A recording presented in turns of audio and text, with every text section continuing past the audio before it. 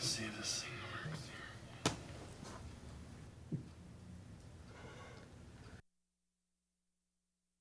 All right, we'll go ahead and get started. Like to call to order the special meeting for Lafayette Township Board of Trustees and Fire District. Today's date is October 26th. It's 12 o'clock. The notice requirements of section 121.22 of the Ohio Revised Code and implementing rules adopted by the board pursuant thereto were complied with for the meeting. Roll call. O'Neill here. Warcola here. Fullerton here. Can we all please stand for the Pledge of Allegiance? I pledge Allegiance to the flag of the United States of America and to the republic for which it stands, one nation, under God, indivisible, with liberty and justice for all. Thank you. Okay. You guys want to get seated? Let's give them a moment to get seated. Oh.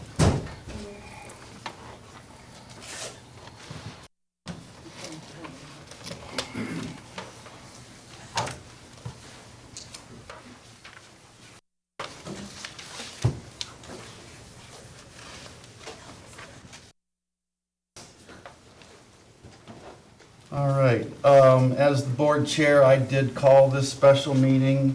I have some big concerns with circulations going around the township with misinformation, and I just wanted to bring it up to the board in a public forum, obviously, to discuss it.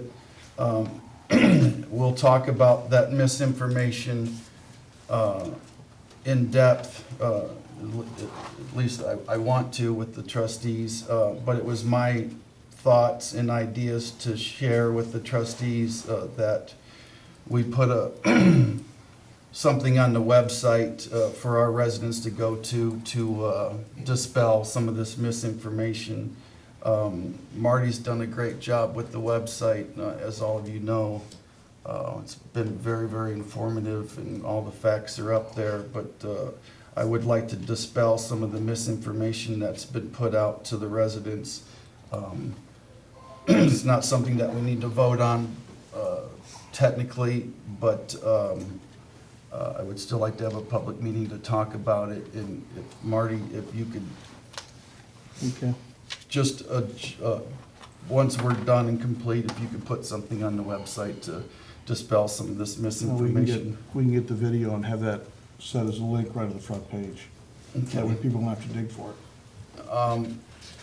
There's been a postcard sent out to some residents. I didn't get one, but I had quite a few residents contact me. I'll read some of that. But the first misinformation I wanted to talk about, and I have talked to the prosecutor's office about this already. And is Linda Bowers here today?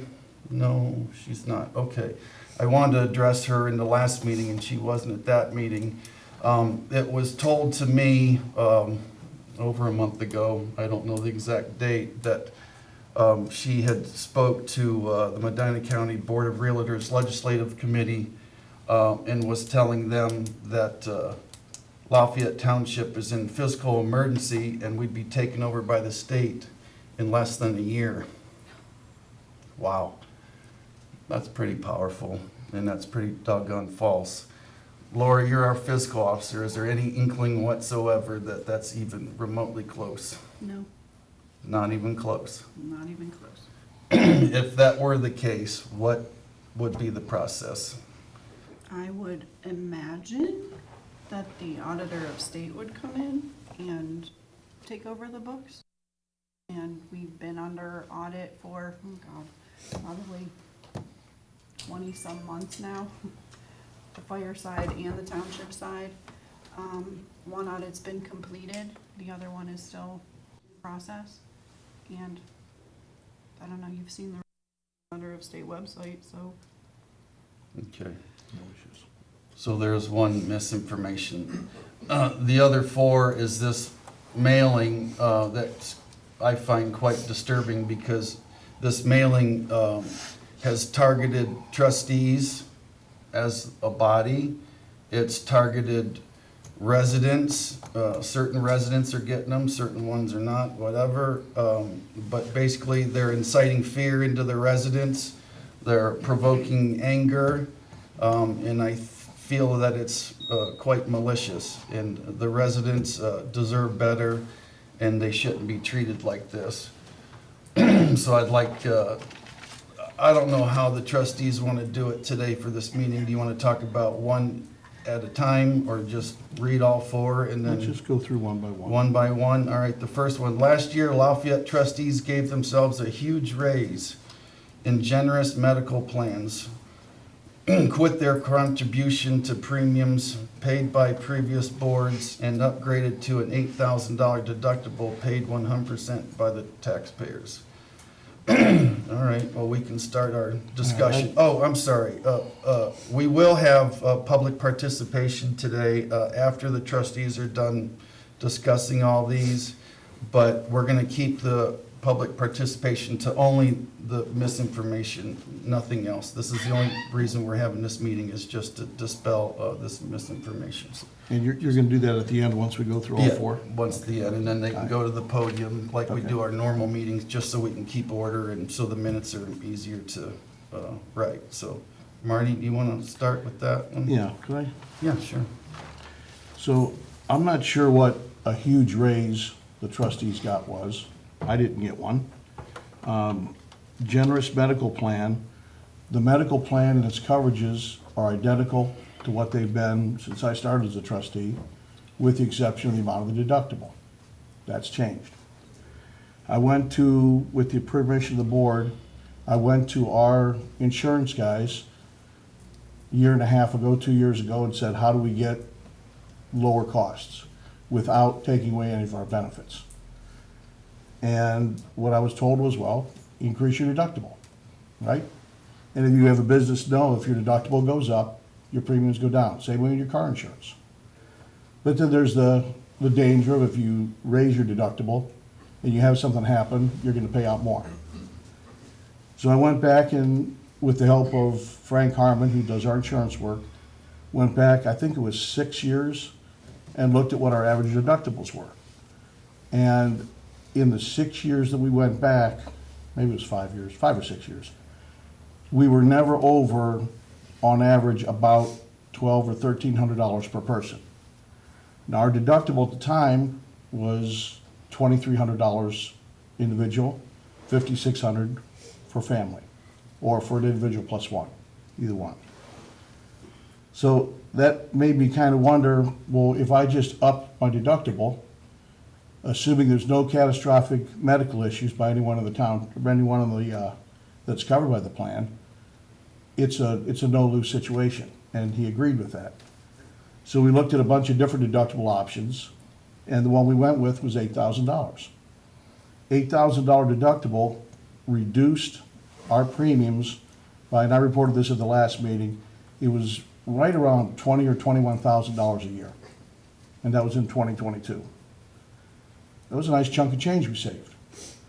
Going back and looking at what we paid out in deductibles, what the township paid out in deductibles to cover for the elected officials and the full-time employees, it was still in that same $1,200 to $1,400 per person range. So we never exceeded even the old range of $2,300. So it was, in essence, it was free money. It was laying on the table, we picked it up. And I have a hard time understanding where that's not a good thing for the township. Now, I will say, if we had, I think it came out to 2 point something, so roughly 3 people in the township that all hit their maximum deductibles, then yeah, we would have ended up paying more out as a township. But if you go back historically and look, we were nowhere near being there. And in '22, it bore out fruit. The projection for '23, and '23 isn't over yet, but the projection for '23 is that we're gonna actually be a little bit less per person deductible. And again, that may change up and down, but we're still gonna be well under the original cap of $2,300 that we had 3 years ago. And we're gonna save just north of $20,000 again, projected out. We don't have the final numbers, so you gotta kind of do the math and run it out. So that's another $20,000 we're gonna save. And it doesn't cost any additional money to the township. Now, I did hear a comment that was made that a trustee never took any deductible payment from the township. And that comment's correct. No trustee has ever taken a deductible payment from the township, nor any full-time employee. We don't take it from the township. We take it from our insurance broker. Our insurance broker is reimbursed by the township. So do we take money directly from the township in a check from Laura? No. We take it from the insurance broker. Laura pays the insurance broker. So be careful how people use words, because they can be danced around. But in this person's case, if you want to do a public records request, and if this person would allow her information to be released, you would see that in fact they had taken that money. But nonetheless, to get to the second point, and I went through this in great detail 2 meetings ago. Quit their contributions to premiums paid by previous boards. It's absolutely correct. Absolutely, positively correct. As of January 1st of 22, there were no premium deductions taken from any of the elected officials, but they were still taken from our full-time employees. That was done based on a motion that was made in December of 21 in a public meeting where that was to be eliminated, but only for elected officials. It was very specifically stated, only for elected officials. Now, again, you can talk about all kinds of wording. That isn't what was intended, that isn't what was said, it was misinterpreted. But still, the statement was made, it was only for elected officials. ORC says that's illegal. You can't do something just for elected officials and not for full-time employees. I kind of stumbled into this one when I went back to talk to Frank again about how we can reduce our premiums for next year. And I just offhandedly mentioned, well, we don't pay premium now. And he said, well, what do you mean you don't? Your full-time people do. And he educated me, something I wasn't aware of, that what we did at that point was not legal. So in that meeting, if you remember, we had an executive session called early on because I wanted to bring everybody up to date with what I had found. And obviously you can't do that unless you're in a public meeting, so we did the executive session because it did have to do with pays and benefits and things. And when I told the rest of them in meeting what happened, and I said what I was going to propose when we came out, that's what we did. We corrected the mistake that was made back in December of 2021. We had 2 options. We could have either taken all the full-time employees and cut them a check for all their premiums, or we could have said, we're gonna pay back all the premiums that the 4 of us didn't have to pay. I didn't think it was right to cost the township more money, so I proposed that we pay back all the premiums that we were paid. And that's what Laura's doing. I'm not sure how many payments or whatever it is. It's $350 a month plus Okay, the 50. okay. So as of October, Yep. we are paying premiums as we should have been for the 20 months prior. Not denying that at all. We should have never not paid those. But when we found a mistake, we corrected the mistake, and we paid all that money back. All that money back to the township. So that kind of hits that. I guess part of it that kind of bothers me is it was implied that with an $8,000 deductible, the elected officials and the full-time officials or full-time employees got some kind of great premium plan. Plan didn't change. The only thing that changed was the amount of the deductible, period. And last year, and so far this year, it saved us close to $40,000, or by the end of the year, it'll be close to $40,000, a little bit over $40,000. It's not a bad deal. I'd also like to say that our premium that we're paying in '23 is 0.65%, 0.6% higher than it was 2 years ago. If any of you have businesses, have your premiums gone up more than 0.5% over 2 years without changing the benefit levels? When I was working full-time, our premiums would go up all the time and the benefits seemed to go down. Here, we drove the premium level down and the benefits stayed the same. It's not a bad setup. Our insurance broker has done a great job working with us to try to keep that in line. And it just isn't right to think that he hasn't, or to think that we haven't. That's really all I have to say about that one. Oh, the $8,000, that's family. 4,000. 8,000 is family. 4,000 single. 4,000 single, 8,000 family. 8,000. Or 8,000 is Employee. plus one, like Plus for one. myself and my Yep, wife. Yep, it's the same. Yep, yeah, it's the same. I have a copy of those minutes that you were talking about. Can we put those on the screen? The actual minutes. Mm-hmm. You can just read them. Yeah, I can read them. Trustee Bowers made a motion, second by trustee Warcola, to provide health, dental, vision, life insurance coverage to full-time employees and elected officials in accordance with ORC 505.60, 505.602, for no deduction for benefits for elected officials, and to provide state continuance for outgoing elected officials. All voting in favor. Motion passed. I actually have the video of that meeting. I mean, you want to play it? Sure. That's fine. Okay. Let's see if it comes up.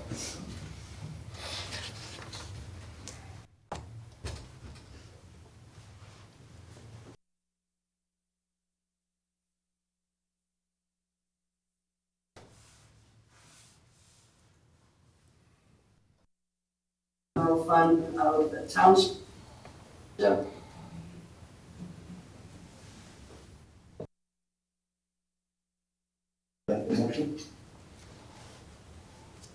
Technology is great when it works. Temporary appropriations. Okay. Saying.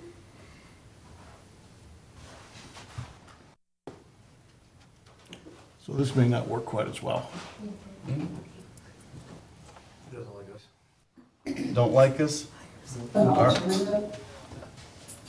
right, well, that's okay. That was. I'll Yeah, tell you what. that's okay, that's okay, Sure. but it's on the website Can you put, anyway. is that particular meeting still on? It is? Don't speak, just shake State your head. continuance for outbound. That's all right, Steve. Well, that'll be reposted on the website, so if anybody wants to go back and actually watch it, you can. The summation of it is in there. Chris, is there any comments that you want to make on that first point? I can't figure out why that motion would have been made to have public officials not take the, or not the deduct, I'm sorry, the deduction. Why not pay into the? I can't for the life of me figure out why that would have been so important to do at that time. I find it ironic that it affected the 4 people up here only, and nobody heard hiding their hair of it for 20 months or whatever, and now it seems to be the flavor of the month that's being circulated. That's, Bothersome to me. okay. Anything else? No. Want to go to the next point? Mhm. All right, so this next bullet point, last year Lafayette trustees increased taxes and then admitted it was not needed when a citizen-led effort drove them to roll it back. May I? Yes. Okay. All right, so this was my first attempt, since I was the police liaison, I was responsible for getting the contract and getting this put together. The levy was expired, so I was also responsible for trying to put the levy together. I worked with Bill on trying to get all the wording right and trying to make sure we had enough money to cover. One thing I didn't want to do is be fiscally irresponsible, period. I didn't want to run short of funds, I wanted to make sure we had enough money. So one of the first things I did is I called down, just offhandedly called down to the auditor's office and said, at our current levy, how much are we gonna get in? And it was around $380,000 a year. The contracted amount for police services for a year was $400,000. So I asked, well, if I wanna get to $400,000, what would I have to do? And I was told you'd need another 0.2 of a mil. It would get you a little bit over 400,000, but they don't like to do half a tenth. So, all right, so we put that out there. When I proposed this to the residents the very first time, I was very clear when I said this. If we do not need the 0.2 of a mil, we will not take it. We will not put it on at the initial offering. We'll see how that first year runs. We had about $120,000 that was left in a fund called a police. It was from the old police contract we had with the sheriff's department, and that was still laid aside. So that was money we could pull out once we reworked and reworded the contract. The original contract with the police said that that money was to be held for extraordinary expenses. Now, I was schooled later that I could have easily said that an increase in premium is an extraordinary expense, but I kind of thought that was not really the right way to do it. That's kind of, to be a little bit sneaky and underhanded, because you knew you needed that going in. To me, extraordinary unexpected expenses are if we have some kind of a major, I'm not gonna bring it up, but some kind of a major issue where we need a ton of extra policing, detective work and things like that. That's where that money would be held for. That notwithstanding, as I said, when it came out that we weren't gonna necessarily need that 0.2 of a mil, we didn't put it on. I wanted it on there in case we needed it. I did not want to run short of money. I didn't want to take and drain all the funds we had left and have nothing left over in case we did have an emergency. We've not touched that 0.2 of a mil. There's no plan to touch that 0.2 of a mil. And actually, the police levy is getting a little bit more this year than what they said. It's around $390, I think. $395, I believe. Okay, so it is a little bit more than what they originally told me it was gonna be. And that's fine, but we don't need the 0.2, we're not taking the 0.2. It's out there in case we needed it, and we don't, period. That's, Yeah, I have nothing to add on that, Marty. I thought you did a great job with that.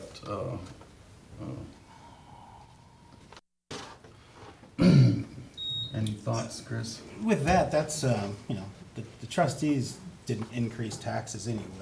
The levy went out to a public vote, and the residents voted to accept the levy for continuing police coverage. So, we determined what the millage should be, what we were asking for. It was.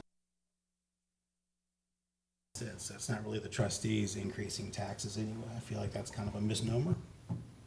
Good point. Anything else, Chris? All right. The third one. Lafayette trustees have not prepared a spending budget for in either of the, and the page is cut off, 2 years, and have overspent the annual tax collections for critical fire and ambulance services. Touched on this in our last meeting, and in January of 2022, on the 1st, we had a reserve, and this is just general fund, nothing to do with the building, although the building is lumped into the fire district budget right now. We had a fund of $945,000, and we brought in revenue in 2022 of $877,000, more or less. Our expenditures were $787,000, And we ended up, adding to the reserve at the end of last year by close to $90,000. So our initial balance in 2023, again, nothing to do with the building, just operating funds, was $1.02 million. And through, I think, September 23rd, Laura, was the last financial document you sent out to me. We have not spent more year-to-date 2023 than we've brought in. So maybe spending more than the tax dollars, but that's not the only source of income we have. And there is also reserves. I don't think it's a big secret that, in the not too distant future, the fire district is going to have to make some decisions. It's getting more costly to operate this, and I don't think that comes as a surprise to anybody up here or and probably many people out there in the audience, but we have not operated in the red yet. Chris, I got a question. You've been working real close with the chief and with Laura on this. Do you guys calculate in the EMS charges? Yeah, we have an estimate. I think that runs, we figure, $130,000 a year, more or less, 130 more or less. But I mean, that gets added in. Yeah, the revenue numbers that I just said were included all revenues coming in, except for the bond levy for the building. Okay. Marty, you got any comments on that? I will say that the last board I sat on, when we agreed to go 24-hour day coverage, we knew at some point we were gonna need more money. One of the things we tried to do is to minimize costs and expenditures other places. It got much trickier when the fire district was separated from the township. And it's kind of a fine point, but when I started, it was all kind of like one big bucket of money. It changed when it became a district, and now the fire district had its own bucket, the township had its own bucket. So if the fire district needed, or the fire department needed more money for anything, we used to be able to adjust funds. Now you can't because it's two different political entities.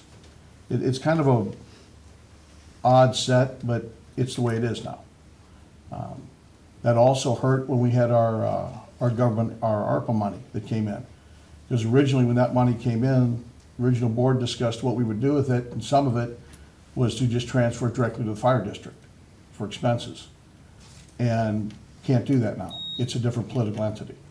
We've looked at how you can adjust it, how you can move it, and have not been able to find a legal way to do that. So it is what it is. Okay. All right. The fourth one, trustees plan yet another tax increase on the March primary ballot. Okay, well, You since. guys have been busy behind my back. Yeah. Well, I can confidently say that's not going to happen because I am the chair, and if a trustee wants to put something on the levy, they need to contact the chair, and then we need to present it to the public. And that would have been Chris, I guess, working with fire, and you've never brought that up in a meeting, so that's a big false. Talk regularly with Chief Kavanaugh, with Laura. It's a bold statement, March primary. That is a bold With statement, zero- because we would have had to start talking about that in public like months ago Zero to evidence. even make it work. So, And the concerning thing is, how does the public take that? yeah. Right, exactly. Marty, anything on that one? No, but I want to get back to what you had said, Chris, on working with Chief and with Laura. I know you guys have also worked on ways to cut internal costs in the fire department. And there's really not a lot you can cut out. If you look at kind of a normal company budget, there's money that you know you're going to spend on things. There's always that little bit of fluff that you can float back and forth. I did budgeting for 45 years in engineering, and there was always that little bit of a slush fund somewhere. If you look at what the fire department, what the fire district has, there's not. I mean, it's basically maintaining equipment, paying bills, paying salaries. You know, there is some money for training, not a tremendous amount, but there's money set aside for training, which you need to have to increase your skill levels. But it's not like there's a $50,000 party fund somewhere. Every nickel is pretty much tied into where it has to go. There's not a lot floating around. There just isn't.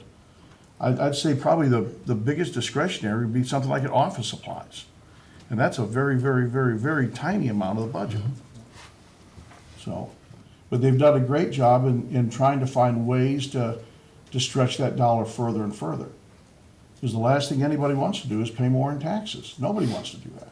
We all took a huge hit on property taxes this past year, and that was painful. But it's something we try to avoid at all costs. Every trustee board would try to avoid that at all costs. That's all I got to say. So I kind of go back, before we open it up to the public, I would ask Marty to just write some facts on the website. That's why I kind of wanted this meeting, just to dispel some of this.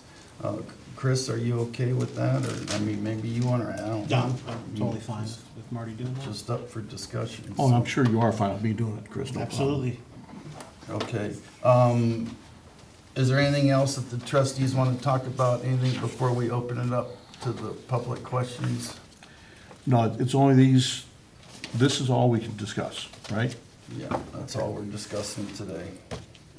Okay. Questions about any of that, what we call misinformation? Whoever wants to go up first, just make sure you state your name and go to the podium so we can all hear you. And we'll try to answer your questions.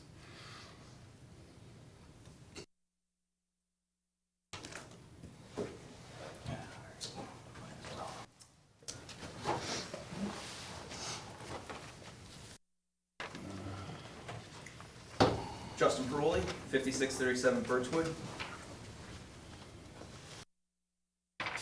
So let's start with, since Chris brought it up, certificate of resources from 2022.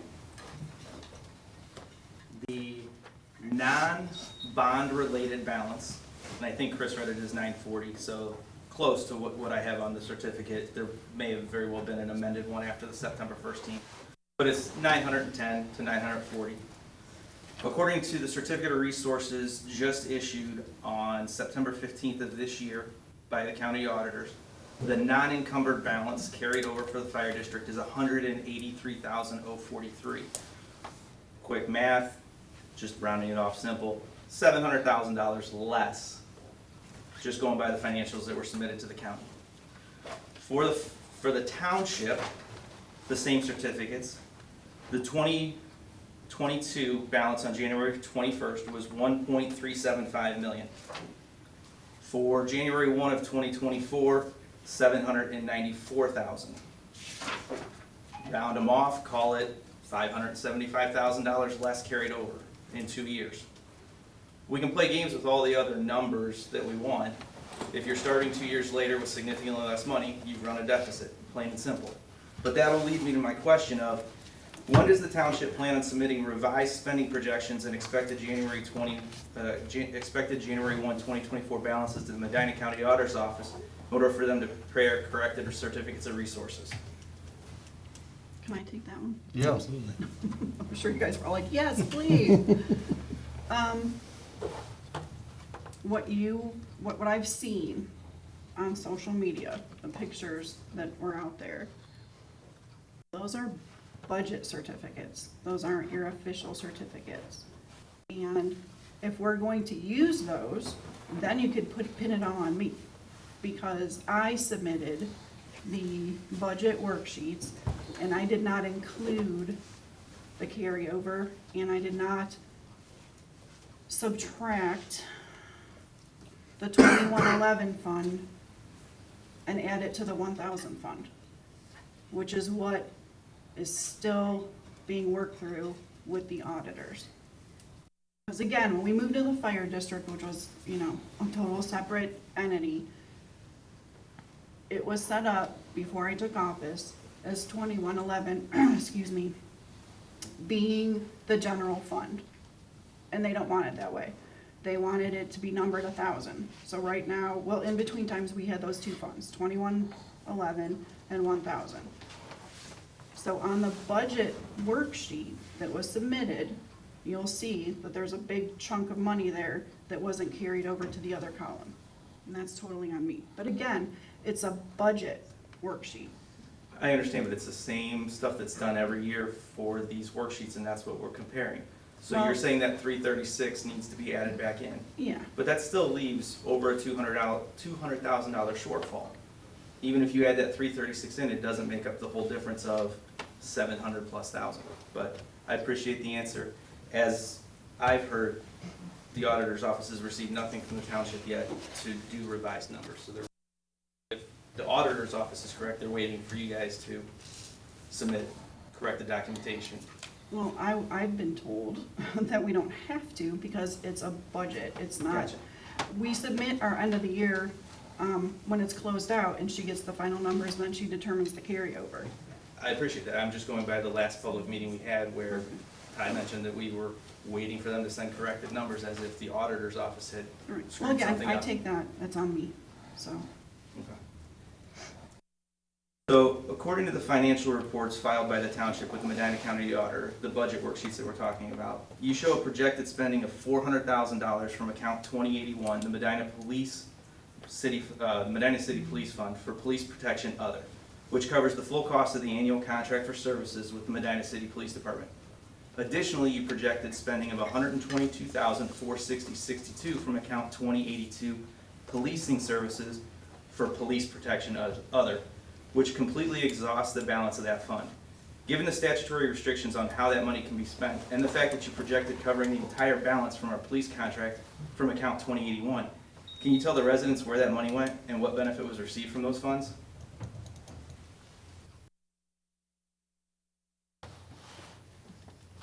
I don't know that we didn't spend that money. I'd have to look at the paperwork, I don't have it right in front of me. I'd be happy to answer that for you, Justin, can you send that to me? Sure. I don't know if you guys will answer, but it kind of falls along the spending stuff. Recently, York Township trustees discussed the need to replace an ambulance that's been in service since 2010. The projected cost is $340,000 with a 2.5 to 3 year lead time to get the unit. Hey, Justin, we're getting off topic. We're only gonna talk about those 4 bullet points, so we're not gonna make this a whole day meeting. It's about the 4. Okay. Well, technically, we have to keep it to what we said we were going to in a special meeting notice, which was to address these issues. Okay, well then, since we are. That's by statutory, you can't change that. Since we're meeting to dispel misinformation around various inaccurate rumors that have been circulating regarding Lafayette Township and Lafayette Township Fire District, would you care to address the rumor that this board has spent the better part of the last 2 years working on a way to dissolve the Lafayette Township Fire District for the purpose of being able to recapture that revenue in the calculation for trustee compensation, effectively giving each elected official a pay raise? Justin, Well, it's stop. clear- I'm telling you to stop right now. All right. We already talked about this before the meeting started. We're only talking about those 4 bullet points. Well, it's the- Statutorily, that's all we're gonna The talk notice- about. The notice did not say that. The publication for this meeting was to discuss misinformation. I'm telling you that I told the public here, we're only Gotcha. talking about these 4 items. So I take it you're done. Anybody else got any questions concerning these 4 bullet points?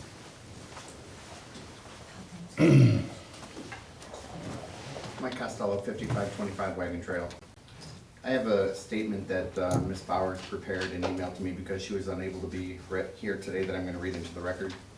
Because Does I it could have not anything, attend- is it talking about these 4 Yes. bullet points? Because I could not attend this meeting on such short notice, and because he also has firsthand knowledge, I have asked former trustee Costello to read and hand to you for inclusion in the meeting minutes a statement from me.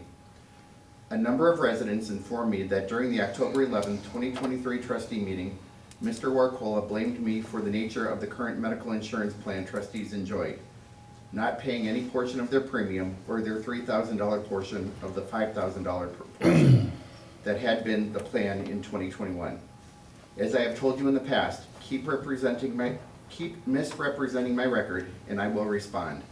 I have reviewed the October 11, 2021 meeting video, as well as the December 13th, 2021 meeting minutes, which are both readily available on the township website for anyone to view and verify my next comments. Whether on purpose or by mistake, Mr. Warcola read the motion contained in the December 13th, 2021 minutes incorrectly. He inserted the word deductible, which was not stated in the motion and does not appear in the meeting minutes recording the motion. The motion did not include the words for no deduction. Again, not the word deductible, which is how Mr. Warcola read it out loud. The words no deduction in that motion were necessary because I had waived, did not take advantage of certain insurance benefits that were afforded to full-time employees. Those words ensured my waiver should not be interpreted to require other trustees to do the same, which would be inconsistent with the ORC. To be absolutely clear, the word deductible was nowhere in my motion. That December 13th, 2021 motion did not change any terms of the insurance plan which required trustees and employees to pay a portion of their monthly premium, which I suspect is why legal counsel has advised them to pay it back. Nor did that motion change in any way the responsibility of trustees and employees to pay a $3,000 deductible to this new and improved $8,000 deductible paid 100% by taxpayers. It is important to note that at the time, trustees-elect Fullerton and O'Neill were in attendance at that December 13, 2021 meeting, where they should have heard the correct language of the motion when it was made. Linda Bowers, Lafayette Township trustee, 1998 to 2021. Okay, we'll put that, Yep, I've got copies for all of you. all right. I'm glad two people have said on the record today that the December 13th, 2021 meeting video is on the township website, because I cannot find it. In fact, I looked again today, it's not there.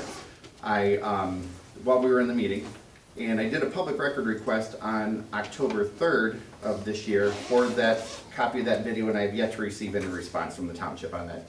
So I would think it was truly on the township, somebody would have sent me an email with a link to that. Okay. Anybody else?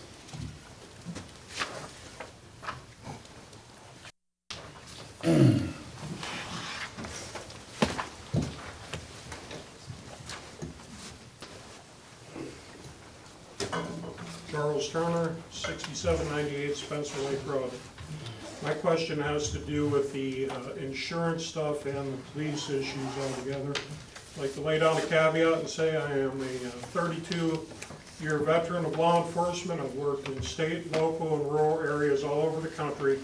So I am a supporter of law enforcement. I know there are people in groups that aren't supporters of law enforcement, but I definitely am, so I want to ask. Regarding the $120,000 that was left over from the police fund that the old trustees had, when it was renewed by you guys, how much of that money did you guys save us from that useless job of community resource officer that we had here that was wasting our tax money, not only on a salary but on insurance? So I'd like to know how much money was saved when the new trustees took over and got rid of that. Again, it was a gimme, useless position. Well, we'll have to address that. I could probably help you with that personally after the meeting, but we have to only do the bullet points. Well, I mean, it's related to it. It has to do with leftover money from, that you guys have saved us. Well, but those aren't the bullet points that we're talking about, but we can I can certainly talk with you Okay, about thank it. you. We need to stay to the bullet points. All righty. Thanks. Anybody else? I'm getting the thumbs up from Sherry, Mr. Costello, that they are on the website. Okay, then I'd appreciate it if she could come show me where to find it.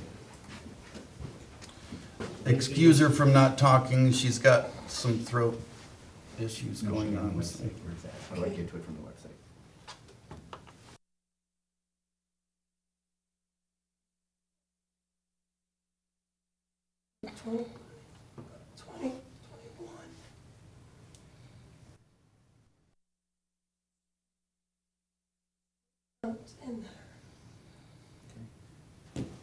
I don't know why I Thanks. haven't gotten a reply, thank you. I don't know why I haven't gotten a reply to my public record request from 3 weeks ago. Anybody But else? you have what you need now? I haven't. Good. It's very difficult to find. It's not easy to find on the website. Okay. If that's all, is there anything else that the trustees want to talk about, or someone want to make a motion to adjourn? I would make a motion to adjourn. I'll second. All those in favor, aye? Aye. Aye. Aye. All opposed, same sign. All right, meeting's adjourned, 12:46 PM.